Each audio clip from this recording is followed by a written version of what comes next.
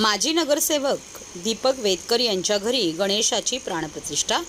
दरवर्षीप्रमाणे यंदाही शिवसेनेचे माजी नगरसेवक दीपक वेदकर यांच्या घरी गणेशाचे आगमन झाले। गणेशाच्या स्थापनेचे हे त्यांचे 25वे वर्ष असून मोठ्या भक्तिभावाने ते गणपतीची पूजा अर्चा करतात। आकर्षक सुंदर सजावट हे त्यांच्या गणपतीचे विशेष आकर्षण आहे। हे येणारे वर्ष सगळ्यांना सुखसमृद्धीचे आनंदी जावो ही त्यांनी गणेशाकडे प्रार्थना केली आहे।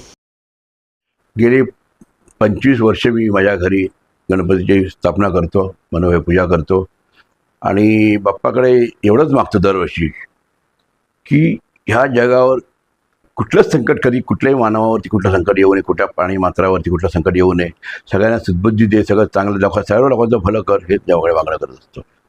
गेली 10 वर्ष मी विसर्जन माझ्या बिल्डिंगच्या आवारातच एक पाण्याचे टँक बनवून करत असतो आणि मनोभावे आपण पूजा करतो आणि मग असं ते देवाला बाप्पाला लांब कुठे सोडायला जावं मनाची खंत असते, ते आपल्या जवळच बाप्पाची विसर्जन करून मी ते पूजा करतो।